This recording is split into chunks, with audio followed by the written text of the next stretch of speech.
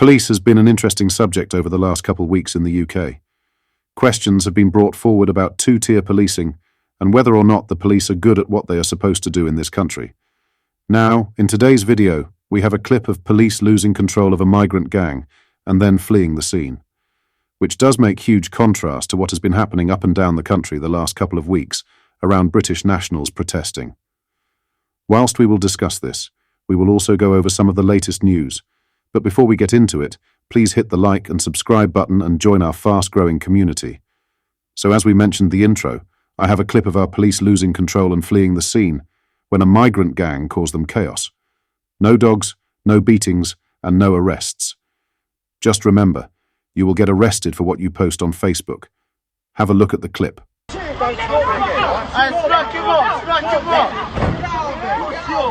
Fuck you, man! Fuck you! And your mother!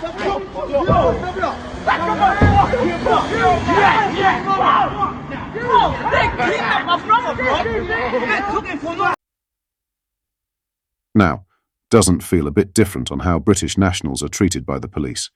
This follows on from clips earlier in the week of police losing control at an Islamic protest. Here, check it out.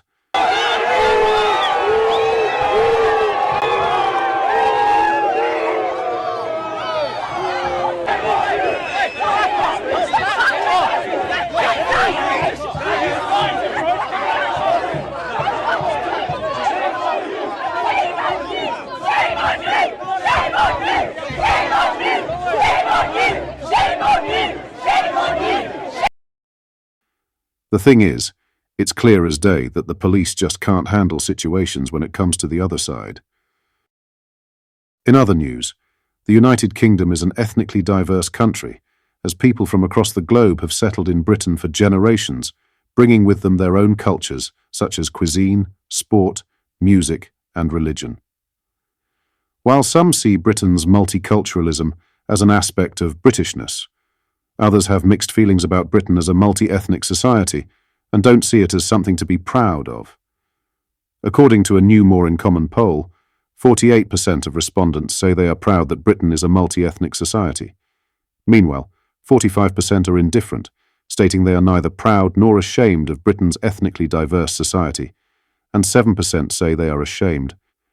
These figures differ by voting groups, with 23% of Reform UK voters being ashamed to be in a multi-ethnic society, and 10% of Conservative voters. Labour, 68%, Liberal Democrats, 63%, and Green voters, 65%, are most likely to say they are proud of Britain's multi-ethnic society, while only 20% of Reform voters and 39% of Conservatives say the same.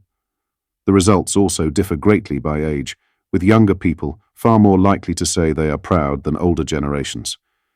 Some 68% of 18 to 24-year-olds are proud of Britain's multiculturalism, which slowly decreases amongst each age group, with only 30% of over 75-year-olds saying the same. The 45 to 54 age category are the most likely to say they are ashamed at 11%. The results also differ by region, with respondents in London, one of the most multicultural cities in the world, most likely to be proud, 66%. Across the rest of the UK, the results range between 40 and 50%, with the exceptions of South West England, 37%, and West Midlands, 56%, saying they are proud. The poll was conducted from August 5 to 7 in the aftermath of anti-immigration protests and violent riots that swept parts of the UK. In other news, Rupert Lowe has said in an interview he is concerned that Britain could become an Islamist country.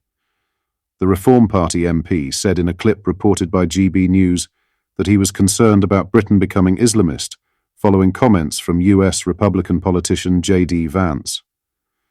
When asked whether he agreed with J.D. Vance, the vice presidential nominee for the Republicans, who recently joked that Britain could become the first Islamist country with nuclear weapons, Mr. Lowe said, "Of course it is a concern." The Reform MP for Great Yarmouth continued, "To have any form of immigration means that those people have to come here and accept the principles, the language, and everything else that we stand for. I mean, can you imagine us going to Islamic countries and settling and being able to demand what they demand of us? To me, they should come here and they should integrate. They should be part of what we are. They should not live in isolation in various centres across the country. Mr. Lowe warned that in places such as Leicester and Bradford and other parts of the country, there are Islamic populations, which are effectively dominating now local politics. He paraphrased Russian dissident writer Alexander Solzhenitsyn, saying, "Men are born with different capabilities. If they are free, they're not equal, and if they're equal, they're not free. So what we have to do is try and create a level playing field where it's ability which effectively dictates how people interface with each other," the new Member of Parliament stressed. Mr. Lowe, who is the former owner of Southampton Football Club, has made waves in the House of Commons after he challenged Sir Keir Starmer over mass migration last month. The Reform MP asked the Prime Minister whether he agreed importing millions of people with no thought whatsoever to the brutal consequences has failed our country. In response, Sir Keir said he took the issue of illegal migration seriously and slammed Rishi Sunak for allowing 50,000 people to cross the Channel under his watch. Mr. Lowe also said that we all know which areas have a problem with a lack of integration, and I think that is a worry. That's sort of a dark spot, which is not necessarily going to help us as a geographical area, or as a country, or indeed as a community. Immigration numbers, both illegal and legal, soared under the Conservatives. Since 2018, more than 130,000 people have crossed the English Channel in small boats illegally. In 2022, a record 764,000 more people came to Britain than left, representing the highest net migration the country had recorded in a single year in its history. A YouGov poll from earlier this month found immigration to be the most important issue facing the British public, ahead of the economy and crime. 51% of people told the pollster immigration was the most important national issue, including 90% of Reform voters. Lastly, free speech activists are fighting back against Keir Starmer strong-arming the authorities. Amid concerns a clampdown following unrest in Britain will have a chilling effect on free speech. The Free Speech Union, FSU, is offering legal support for anyone who is contacted by the police in connection with something they have said about the murder of 3 schoolgirls in Southport and the subsequent unrest. The group, which advocates freedom of speech, said they have launched an arrangement with a top firm of criminal lawyers to assist people seeking legal advice in the aftermath of the disruption across the UK. It comes after a 55-year-old woman was arrested for wrongly identifying the Southport attacker as a Muslim asylum seeker. FSU stepped in to help the woman and said, if she is charged, we will pay for her defence.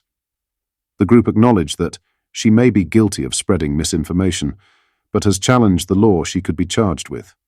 In a statement, they said, when Cheshire Police arrested a 55-year-old woman last week for wrongly identifying the Southport attacker as a Muslim asylum seeker, we stepped in to provide assistance. We would be amazed if she is charged, but if she is, we will pay for her defence. As always, do let me know your thoughts in the comments section below. Hit the like and subscribe button and join our community.